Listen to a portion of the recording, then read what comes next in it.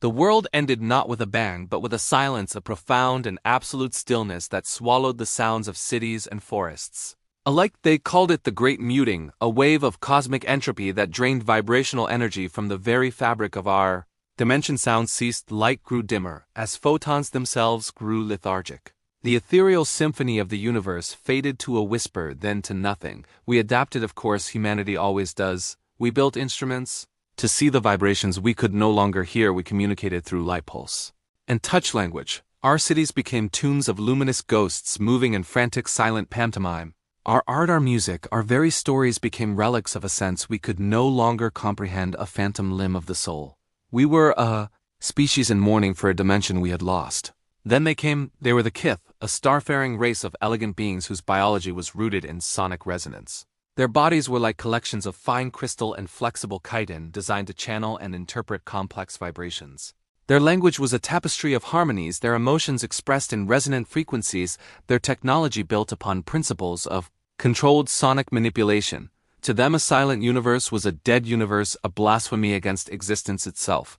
Their first surveys detected our solar system, a dim star with dimmer worlds and one planet radiating a frantic, desperate pattern of structured light signals.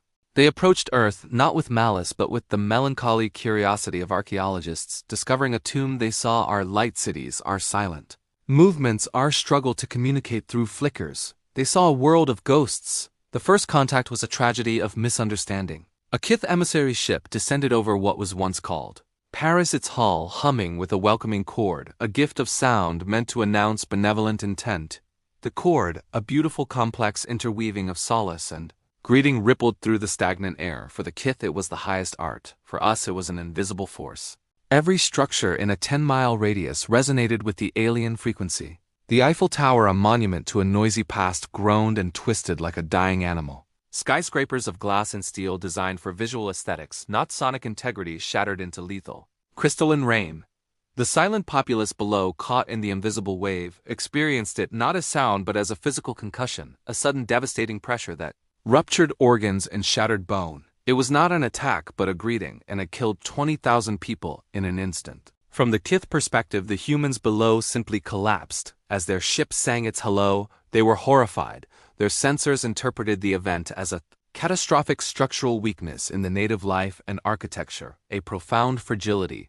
They broadcast apologies in layered harmonics which only caused further devastation in wider concentric circles of death. We could not hear their apologies, we could only see the destruction. We saw our most resilient structures crumble at the touch of invisible forces. We saw our people fall without a cause we could perceive. We named them the silencers, and we fought back with the only tools we had left: light and kinetics. Our lasers scorched their crystalline hulls. Our railgun projectiles launched from silent platforms tore through their resonant chambers. It was like fighting gods with shadows. Our weapons were crude, blunt things to them. They defended themselves not with weapons but with reflexive sonic adjustments, shield harmonics that pulverized our projectiles in midair, and tremor pulses that liquefied the ground beneath our installations.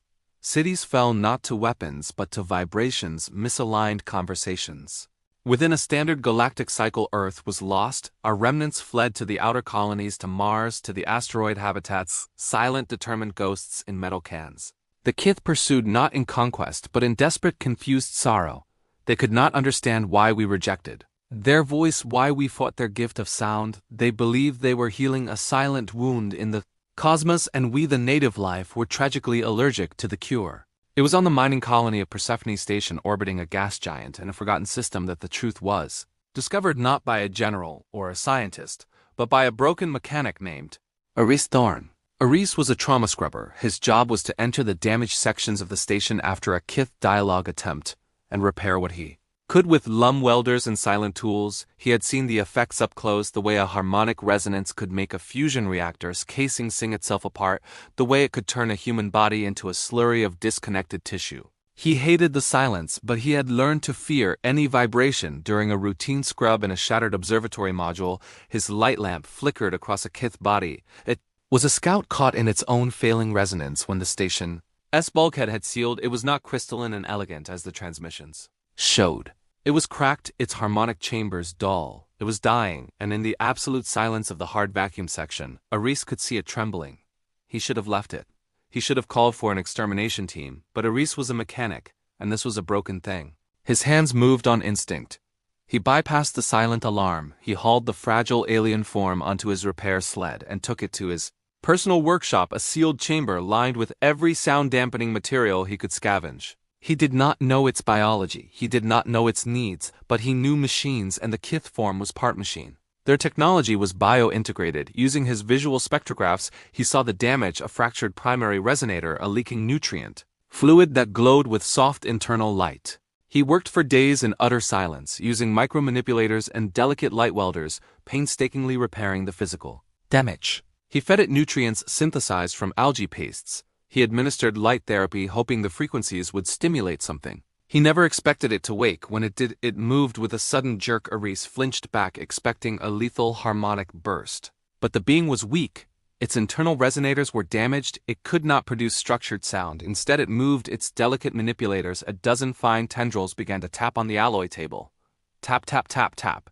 It was a simple pattern, rhythmic. Not sound in the air, but vibration in the metal. Aris felt it through his gloves.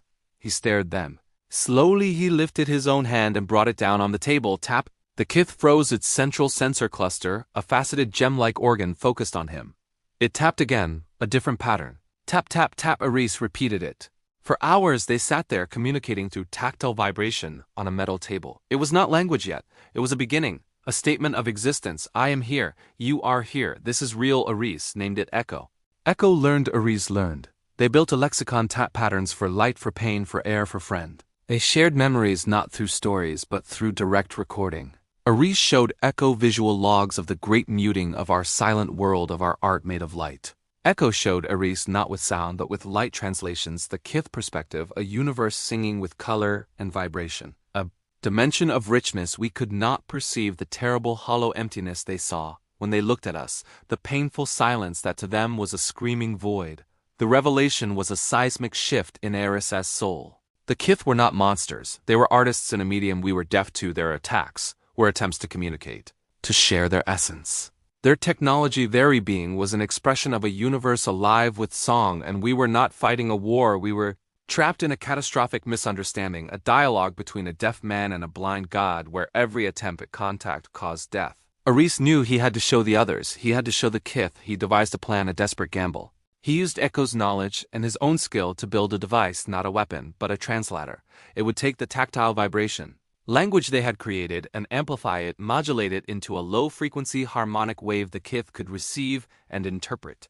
It would also capture the Kith's resonant speech and translate it into precise light patterns. We could see it was a crude bridge over an abyss of perception. The opportunity came during the Kith's next outreach. A single emissary vessel approached Persephone Station, its hull already beginning to hum with a complex, soothing harmonic meant to calm the fragile, silent beings. The station defenses powered up their silent lasers.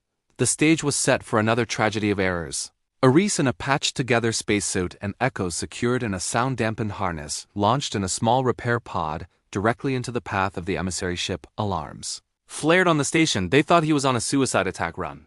The Kith ship saw the small craft and likely interpreted it as a projectile or a sacrifice. Aris activated the device. He did not broadcast sound.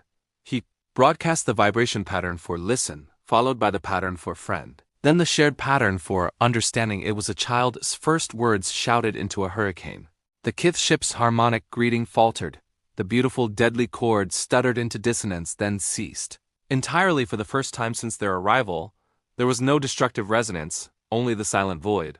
Aris sent the visual data. He and Echo had compiled the shared memories, the translated concepts, a flood of light and low frequency pulses showing our history, our loss, our perception of them as destroyers and their perception of us as ghosts in a dead world. The silence stretched. Then a new signal came from the Kith ship, not a broadcast harmonic, but a directed tight beam of complex data aimed precisely at Aris's pod and at the station's main visual array. It was not sound, it was light, a pattern so intricate, so beautifully structured it brought every human who saw it to tears. It was a symphony translated into color, a lament for the silence we endured, an apology for the unintentional pain, and finally a question, a single, elegant pulse of meaning. It translated in our minds as asterisk asterisk. How do you live asterisk asterisk? We answered, we showed them our light cities not as tunes but as canvases. We showed them our touch language, our vibration sense technology, our art born of silence. We shared the memory of sound not as data but as poetry, as feeling. We showed them our resilience, not our fragility. We showed them that life finds a way not just to survive but to create new beauty in the void. And they understood the war that was not a war ended that day. The Kith did not leave. They changed. They developed dampeners, null resonance fields that allowed them to move among us without harm. They learned our visual languages. We, with the help of technology they provided, learned to perceive their world not as sound, but as a spectrum of force and pressure, a tactile symphony. We could feel the beauty of their music through pads in our hands, see its complexity translated into light. They did not give us back our sound. They gave us something greater, a new sense, a bridge between two perceptions of reality. We began to build together, their sonic architects and our light sculptors, creating structures that sang to the Kith and bloomed with light for us cities. Arose that were concerts for the senses, both seen and felt. The galaxy called it the miracle of Persephone. They wrote songs about it, vast resonant harmonies that shook the stars. They painted light murals across nebulae depicting the moment of understanding. We, the silent children of a muted Earth, had not conquered the aliens with violence or defiance. We had not even fought them to a standstill. We had done something uniquely, profoundly human. We had made the gods weep with the beauty of our silence, and then together we taught the universe a new song.